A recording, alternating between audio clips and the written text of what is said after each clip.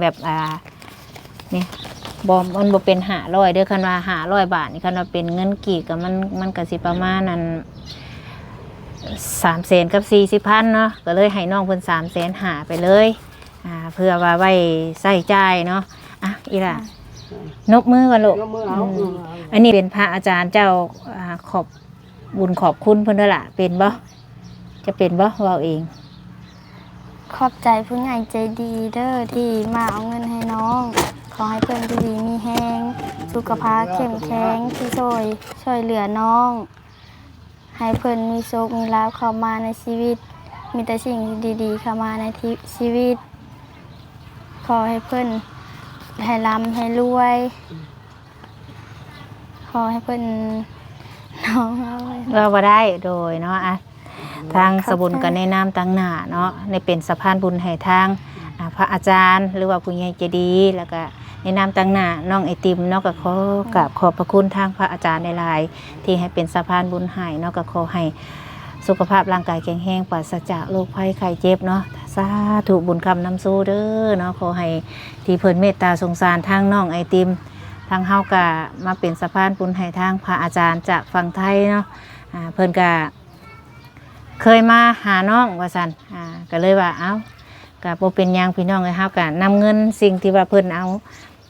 ให้น้องเนาะก็ดีใจนำที่ว่าเพิ่นเมตตาสงสารนี่ล่ะเนาะดีใจบ่ล่ะดีใจเอามือลงได้ลูกล่ะเจ้าสิเอาไปซื้อหยังเงินจำนวนนี้วันนี้เอาไปซื้ออันกินชุ่มไม่เท่าซื้ออันกิน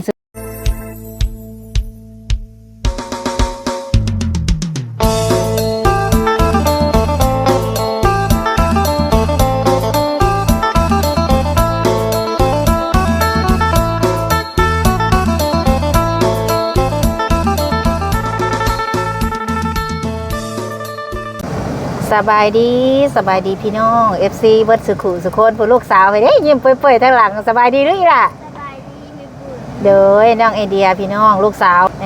มามื้อนี้พี่น้องเอ้ยมีทางผู้ใหญ่ใจดีเนาะหรือว่าทางพระอาจารย์เพิ่นอยู่ฝั่งไทยพี่น้องเพิ่นให้ทางสบุญนี่มาตามหาอีกน้องคนนึงว่าซั่นแต่บ่ฮู้ว่าเฮือนเพิ่นอยู่ไสเจ้าฮู้บ่ล่ะไอเดียก็เลยสิให้ทั้งน้องไอเดียพาไปพี่น้องเอ้ยว่าเพื่อนเพิ่นอยู่ไสเพราะว่าเฮายังบ่เคยมาเพิ่นกับบ่ฮู้ดอกว่าเพิ่นไปฮู้จักน้องได้จังไดเนาะน้องคนนึงน่ะเพิ่นชื่อว่าน้องอีหยังล่ะน้องไอติมบ่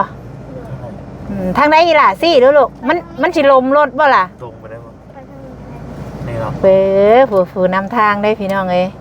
ตอนนี้ทั้งน้องไอเดียกำลังพาไปได้พี่น้องผู้นำทางได้นี่เมื่อน้ำแม่บุญ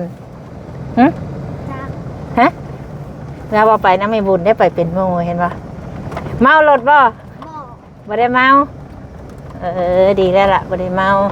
ตอนนี้ก็สิไปเบิ่งเฮือนของน้องไอติมว่าสันเห็นทั้งเพิ่นบอกว่าทางน้องนี่อยู่กับแม่เฒ่า2คนแม่นบ่น้องไอเดียอยู่กับยายว่าซั่นเจ้าฮู้บ่พ่อแม่เพิ่นไปไสเจ้าบ่ฮู้เฮือนเพิ่นจำได้ล่ะเพื่อนเพิ่นทำกระท่อมเพิ่นนี่ทำกระท่อมน้อยโอ้เพิ่นอยู่กับยาย2คนมีทางพระอาจารย์พี่น้องเอ้ยเพิ่นว่าเพิ่นอยากให้สบุญนี่เป็นสะพานบุญให้เนาะสบุญก็สิเข้าไปครั้งแรกพี่น้องเอ้ยว่าเฮือนซ่านของน้องจังใดเนาะไปแวะหาน้องไอเดียก็เลยชวนน้องไอเดียไปเป็นหมู่น้องไอเดียว่าฮู้จักว่าสารเห็นฮู้เพิ่นเนาะน้องไอเดียกั้นใจย่าในบุญเอาเมื่อเลยไปจักนี่เอาเงินให้เพิ่นไปซื้อกินโรงเรียนพี่น้องเอ้ยตั้งใจเรียนในอีหล่าเด้อเรียนห้องป.3 แล้วเห็นบ่โดยโอเคพ่อแม่พี่น้องเอ้ยเดี๋ยวเฮาเข้าไป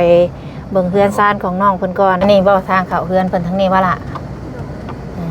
เอาพี่น้องเอ้ยติดตามไปเบิ่งไปส้มน้ำกันเนาะเห็นว่าซื้อน้องไอติมอยู่กับยาย2คนว่าซั่นไปพี่น้องเอ้ยใส่พาแม่บุญเข้าไปเด้อใส่อีหล่าเฮือนเพิ่นน่ะไอเดียฮะใหญ่เด้ออีหล่าข่อยใส่เฮือนเพิ่นอีหล่าเจ้าฮู้จักเพิ่นอยู่บ่ไปพาแม่บุญเข้าไปเด้อซะอันนี้บ่เฮือนเพิ่นน่ะโอ้เฮือนของน้องไอติมว่าซั่นเนาะมีทางเดี๋ยวไปเบิ่งกัน ใหญ่ได้ผู้นำพาคอย เอาไปถ่ายคลิปน้ำซะบ่ไอเดียนี่ไว้ล่ะไปน้ำแม่บุญเนาะนี่ก็เอาเป็นตากล้องให้แม่บุญเอาจับเด้อเห็นบ่อย่าให้มันตัดหัวแม่บุญเด้อ โดย เบิ่งเด้อเอาพี่น้องเอ้ยย่างมาเอาอีล่ะสบายดีแม่นบ่น้องไอติมแม่นบ่อีล่ะเจ้าซื้อน้องไอติม แม่น โอ้เห็นอยู่บ่ยับเข้ามาใกล้ๆอย่าให้ตัดหัวเด้อน้องไอติมว่าสักอายุจักปีล่ะ 12 12 ปี อันนี้เฮือนเจ้าบ่ แม่น โอ้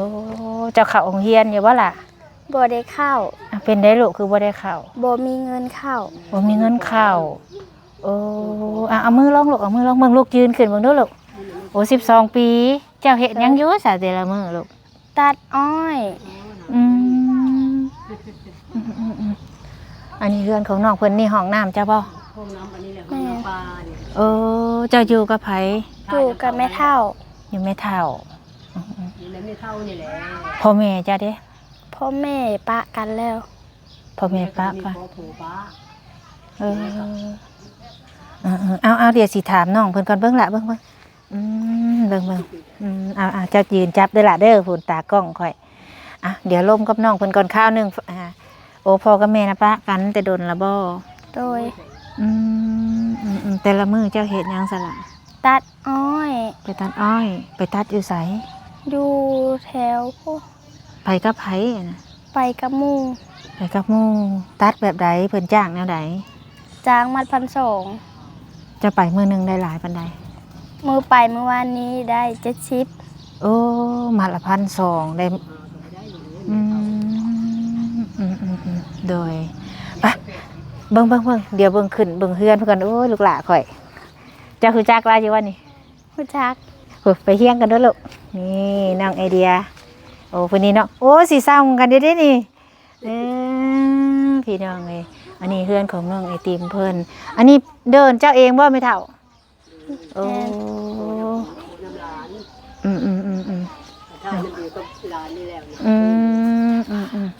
ไซพอเฒ่าเพิ่นยังเพิ่นได้ซะเพิ่นอยู่ไซพอเฒ่า บ่มีเราเสียแต่โดนแล้ว โอ้เจ้าน่ะอยู่กับแม่เฒ่า2 คนพ่อกับแม่น่ะเลิกกัน แม่เจ้าเพิ่นไปไสสันเดียวนี่ อยู่บ้าน อยู่บ้านนี่แหละ อยู่แถวอาจสะพร โอ้แม่น่ะอยู่อาจสะพรโอ้พ่อเจ้าเด้ซะลูก คือกันทออยู่คนแหลบบ้าน พ่อน่ะเมียใหม่แม่เด้ผัวใหม่เด้อบ่ บ่ได้เอา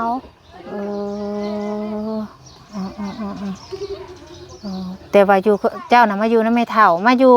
เจ้าน่ะคนบ้านได้ซะปะขึ้นเทิงเฮือนปะเดี๋ยวขึ้นเทิงเจ้าสิอยู่นี่ท่าบ่เลยสิขึ้นนำแม่ขึ้นไปลูกวะขึ้นนำกันปะขออนุญาตเด้อแม่เฒ่าเอ้ยไป ขึ้นมา บ้านแม่น่ะสิบ่ดูลูกเด้อ โอ้ บ้านแม่น่ะบางกุชุงแล้วมื้อเพิ่นโผบ้านชุมโห โดย โผตาย โดยเพื่อนซานน้องเพิ่นขออนุญาตเด้อล่ะไปย่างไปเพิ่นทุกข์ได้หน่อยก่อนสิมานั่งลงกันเนาะอันนี้เพื่อนครัวบ่ล่ะ โดย อยู่กับแม่เฒ่า2 คน เฒ่าย่าจัง มีใส่ไฟฟ้าอยู่บ่ล่ะ บ่ บ่ได้ ไฟโซลาร์เซลล์ ซี่แล้วมันก็ลานได้ โอ้ยโอ้เดี๋ยวก่อนเด้อพี่น้องเด้ออยู่กับแม่เฒ่า2 คน เจ้านั่นน้องไอติมพ่อกับแม่นี่เลิกกันแต่ซ้ำได้อันนี้ แต่ปี2023 ขออนุญาตเด้อพี่น้องเนาะแต่ปี2023ปีนี้2025 26อยู่กับแม่เฒ่าเจ้าน่ะเป็นคนบ้านพุ่นแล้วมาอยู่พี่มาอยู่แต่ดนแล้วบ่มาอยู่พี่ แล้ว ขอกินน้ำลายเด้อ มาอยู่น้ำเพิ่นนี้ก็เลยอยู่กับหลาน2 คน อย่างหลานมาอยู่น้ำเฮ็ดเท่าอีกินบ่ได้นี่แล้ว ให้1 ข้าว 1 น้ำแต่ละมื้อได้ล่ะ เคาะน้อง ตั้งน้ำตั้งให้ มีแต่เจ้า อืมแต่ละมื้อต้องไปตัดอ้อย ไข่เท่าไข่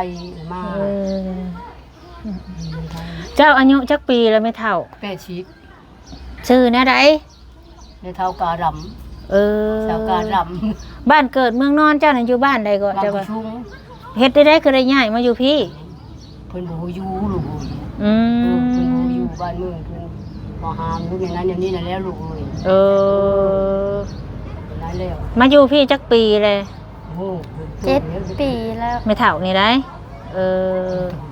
ว่าลูกสาวน่ะอยู่พุ่นเมืองหาดสะพร ลูกอาแต่พ่อ บ้านหยังเมืองหาดสะพรมันมี บ้าน เจ้า ชุมโฮง บ้านสมโฮงอ๋อเจ้าเลยเป็นหัวเอาขี้ห้อยไม่เท่าแล้วมาอยู่นำแล้ว เท่าได้กินบ่ได้ เป็นห่วงเล่า จะโรงเรียนหอดไสจะโรงเรียน เรียนป .5 แล้วก็เลยออกเลย อ่านได้อยู่บ่ล่ะ ได้ เออแต่ละมื้อเราต้องไปตัดอ้อย โดย เออไปตัดอ้อยกับหมู่มื้อนี้บ่ได้ไปอืม แล้วอยู่กับบ้านเพิ่นนี่แหละ เออไปตัดอ้อย มัดละ1,200แต่ละมื้อก็กินข้าวกินน้ำกับหยังใส่ล่ะ มื้อนี้นั้น กินกับมังมี กินข้าวกับมังมี่ โดย โอ้อืม ก็นี่ ข้าวน้ำจ้ามปลาเด้เอามาแต่ไสกินแต่ละมื้อเจ้าหาจังใด เขากิน น้าบ่าวเอามาให้ น้าบ่าวอยู่ไส อยู่บ้านชุมโฮง โอ้เพิ่นเอามาส่งให้ลูกไม่เฒ่านี่บ่ โดย เออ น้องแม่เพิ่นนี่แหละ อืม โชคน้องบ่ได้ลูกหลายแม่เฒ่าน่ะ อืม สองคน เพิ่นให้ออกจากบ้าน อืม เพิ่นว่าเป็นแนวบ่ดี ในนั้นเลยลูกโอ้ยมันมาพี่ละโอ้ยเป็นน้ำพุตาเป็นน้ำของธาราลูกบ่แม่นของแท้ว่ะโอ้ยกะยา เพิ่น ยาลูกเอ้ยว่ะ เลยออกจากบ้านซ้ำเฒ่าว่าซั่นซะ โอ้ยในนั้นแหละลูก อืม ทำเท่า เอาอยู่ไสก็อยู่เดาอยู่ไสก็ รู้เลย อยู่ไสก็อยู่น้ำบ้านน้ำเมืองคือเก่าอืม ดูแล้วลูกเว้าใครก็ว่าคือลูกเว้านี่แหละดีไม่ใช่ก็ดีแม่เอ้ย อืม เฮ็ดในบ้านในเมืองเพิ่นนี่แล้ว โอ้เขานั่นนะบ่าวเอามาให้ติล่ะ โด อื ย ม มันคือกับ เจ้าน่ะไปตัดอ้อยทุกมื้อบ่ โดยล้างมือกับบ่ได้ไป เอเจ้าน่ะแต่ละมื้อน่ะไปกับหมู่ไปกับไผหมู่อยู่ในบ้าน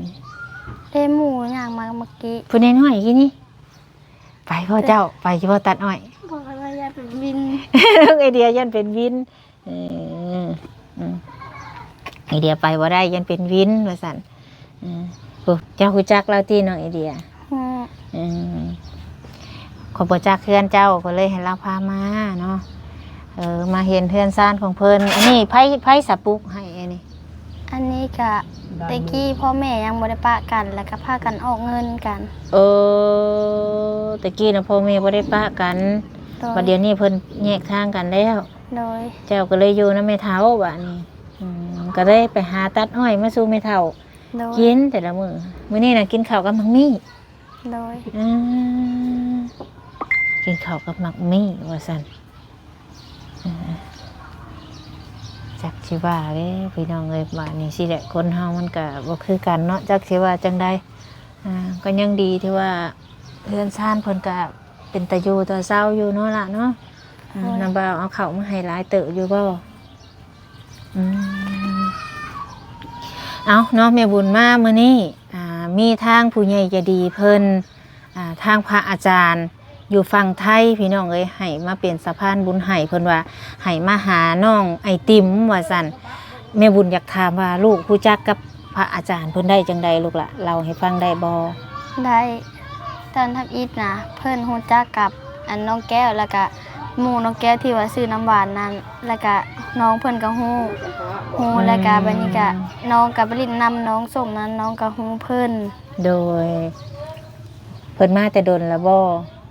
เพิ่นมานะเพิ่นมื้อซื่นนั้น โอ้ เพิ่นมาลิ้นอยู่พี่ เพิ่นมากับไผน่ะ เพิ่นมาผู้เดียว โอ้เอามาผู้เดียวเพิ่นมาได้มาผู้เดียว เอาพวกน้องไปหับเอาอยู่สวรรค์ เพิ่นปัดจุดประสงค์เพิ่นน่ะมาหาน้องแก้วบ่โอ้เลยชูเจ้าพากันไปหับเอาเพิ่นอยู่สวรรค์เอาหยังไปหับเอาเพิ่น เพิ่นจ้างรถตู้ทางพีเด้ แล้วก็ไปหับเอาเพิ่น โอ้เพิ่นมาบ้านมื้อซื้อนี้ โดย โ โอ้โดยเจ้าลงไปหับเอาเพิ่นแล้วก็เลยพามาพี่ โดย พอดีทางอันเพิ่นนั่นทักเนาะเพิ่นน่ะทักมาหาทางสาวบุญพี่น้องเอ้ยว่าฮู้จักน้องคนนี้บ่ว่าซั่นซื้อน้องไอติมเพิ่นส่งรูปเจ้าน่ะไปให้เบิ่งเพราะว่าเขาบ่ฮู้เพิ่นอยู่ไสบ้านใดเมืองใดเพิ่นก็เลยว่าอยู่บ้านนี่แหละบ้านดงมะแง้วนี่ว่าซั่นก็เลยว่าเขาบ่ฮู้แล้วว่าเพิ่นจังไดเพิ่นก็เลยส่งรูปมาให้เบิ่งก็เลยว่าอยากให้เป็นสะพานบุญให้ว่าซั่นอีตนน้องเพิ่นไปตัดอ้อยแต่ละมื้อว่าซั่นทางแม่บุญก็เลยว่าอันคันให้เป็นสะพานบุญให้ก็เป็นได้เนาะก็เลยถือโอกาสนี้มาเพิ่นว่ามื้อใดไปบอกเด้อเพิ่นว่าก็เลยถือโอกาสนี้เข้ามาหาเจ้าเลยหั่นนะเพิ่นฝากเงินมาเนาะให้น้องพี่น้องเอ้ย500 บาทเนาะแต่ว่าเอามาเป็นเงินกีบเนาะก็เลยสิให้น้องเพิ่นแบบนี่มันบ่เป็น500เด้อคันว่า500 บาทนี่คันว่าเป็นเงินกีบก็มันก็สิประมาณนั้น300,000กับ40,000เนาะก็เลยให้น้องเพิ่น300,000หาไปเลยเพื่อว่าไว้ใช้จ่ายเนาะอีล่ะนบมือกันลูกอันนี้เป็นเงินพระอาจารย์เนาะสบุญขอโทษด้วยพี่น้องนั่งตะหมอบแล้วมันคัดคาอันเพิ่นเป็นพระอาจารย์เจ้าขอบบุญขอบคุณเพิ่นด้วยล่ะเป็นบ่จะเป็นบ่เราเองขอบใจผู้ใหญ่ใจดีเด้อที่มาเอาเงินให้น้องขอให้เพิ่นดีมีแฮงสุขภาพเข้มแข็งที่ช่วยเหลือน้องให้เพิ่นมีโชคมีลาภเข้ามาในชีวิตมีแต่สิ่งดีๆเข้ามาในชีวิตขอให้เพิ่นให้ร่ำให้รวยขอให้เพิ่นน้องเราบ่ได้โดยเนาะทางสบุญกันในนามตั้งหน้าเนาะในเป็นสะพานบุญให้ทางพระอาจารย์หรือว่าผู้ใหญ่ใจดีแล้วก็ในนามตั้งหน้าน้องไอติมเนาะก็ขอกราบขอบพระคุณทางพระอาจารย์ในหลายที่ให้เป็นสะพานบุญให้เนาะก็ขอให้สุขภาพร่างกายแข็งแรงปราศจากโรคภัยไข้เจ็บเนาะสาธุบุญคำนำสู้เด้อเนาะขอให้ที่เพิ่นเมตตาสงสารทางน้องไอติมทางเฮาก็มาเป็นสะพานบุญให้ทางพระอาจารย์จากฝั่งไทยเนาะเพิ่นก็เคยมาหาน้องว่าซั่นก็เลยว่าก็บ่เป็นหยังพี่น้องเอ้ยเฮาก็นำเงินสิ่งที่ว่าเพิ่นเอาให้น้องเนาะก็ดีใจนำที่ว่าเพิ่นเมตตาสงสารนี่ล่ะเนาะดีใจบ่ล่ะดีใจเอามือลงได้ลูกล่ะเจ้าสิเอาไปซื้อหยังเงินจำนวนนี้บัดนี้เอาไปซื้ออันกินชุ่มไม่เท่าซื้ออันกินซื้อไม่เท่าเพราะว่ามื้อนี้กินข้าวกับมังมี่โดยนะทางเฮาก็แวะมาหาทางน้องเพิ่นก็เป็นครั้งแรกพี่น้องเอ้ยเป็นสะพานบุญให้ทางอันพระอาจารย์เพิ่นก็บ่ได้เฮาก็จักสิว่าจังใดเนาะก็ดีใจนำหั่นแหละเพิ่นว่าอยากให้พักผ่อนอีตนไปตัดอ้อยนี่ 3-4 มื้อมันจักได้ซ้ำนี่บ่อีล่ะแม่มื้อนึงได้ว่านี่ได้เท่าใดได้84,000 84มื้อก่อนเด้น้องโดนไปทั้งหนึ่งเขาจ้างการโดนไปทั้งหนึ่งนี่เด้ค่ะเฮือนไอเดียนี่งามซ้ำอ้อยเพิ่นสิจ้างตัดอยู่บ่อยู่นี่เดี๋ยวแม่บุญสิมาสู้ไปตัดพอตัดเองโอ้เพิ่นตัดเองว่าซั่นครับเลยโดยดีใจน้ำอีหล่ะเอ้ยบ่ได้เข้าโรงโรงเรียนเนาะโดยทั้งแม่เฒ่าก็เป็นได้แม่เฒ่าเอ้ยแม่อยู่เลยเท่าแล้วเบิ่งแย่งอยู่ดีแม่ลูกก็ให้ล้ำมันรวยเด้อเด้อโดยสาธุพี่น้องเอ้ยมื้อนี้ก็มากับน้องไอเดียสั้นเดี๋ยวแม่บุญสิกลับก็เด้ออีหล่ะเด้อเดี๋ยวมื้อหน้ามีโอกาสสิมาใหม่เนาะเพิ่นเอาเงินให้ก็อยากหยังก็ซื้อกินบัดนี้เด้อขอบใจแม่บุญนำโดยน้องเพิ่นก็เป็นตะแพงอยู่พี่น้องเอ้ยเพิ่นน่ะพ่อแม่เลิกกันว่าซั่นก็ได้เฮาชูกระเป๋านึงเด้อโอ้ยสาธุก็เลิกกันแล้วอยู่กับลูกนึงมันก็อยู่พงกะเจ้ามีพี่น้องจักคนมีเอื้อย3 คนแต่เพิ่นเอาผัวเพิ่นก็บ่ได้โอ้เจ้านี่เป็นน้องหล่าหมู่ ก็เลยมาอยู่นำแม่เฒ่า ยังผู้หนึงน้อยกว่านี้อีก โอ้ยยังอีกยังมีน้องอีก น้อยกว่านี้ โดย เอ อยู่นำแม่ น้อยกว่า ลูกพ่อเดียวกันเบิดบ่4-5คนน่ะ โดย ป้าแม่เจ้าอายุจักปีนี่ลูก5คน6คน6คนพุ่นน่ะ จะปีจะลูก 5คนจักปีซ้ำบ่ข่อยนี่ เท่ากว่า ถ้าคนนี้อีก 44 45นี่แหละ รุ่นราวข้าวเดียวกันนี่แหละ คนทุกข์โอ้ยบ่ได้อยู่รับจ้างกุนมัน เอออยู่พุ่นก็มีเฮือนมีซานอยู่บ่ล่ะ พอได้อยู่แต่เดือน พอได้อยู่ เอิ้น เอาซานพี่น้องเอ้ยมื้อนี้ก็มาหาทางน้องไอติมแม่นบ่ซื้อน้องไอติมเนาะจังใดกะเดี๋ยวมื้อหน้ามีโอกาสสิแวะมาใหม่เนาะมื้อนี้ก็สิขอตัวจบก่อนพี่น้องสิขอตัวลาก่อนเนาะอีหล่าสบายดีเด้อสบายดีไปเดี๋ยวมื้อหน้ามีโอกาสสิแวะมาใหม่เด้อมื้อนี้ก็สิไปก่อนมื้อนี้โดย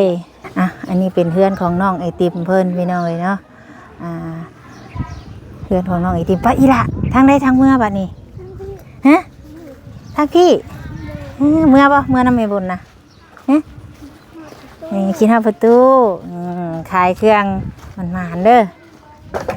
เอาพี่น้องเนาะเดี๋ยวคลิปนี้ก็สิขอจบคลิปก่อนพี่น้องเลยขอบคุณทาง FC ทุกคนที่เข้ามาติดตามเนาะแล้วก็ขอบคุณทางพระอาจารย์ที่ให้เป็นสะพานบุญให้เนาะไอ้ยี่ล่ะสบายดีปะลุงกันลูกสบายดี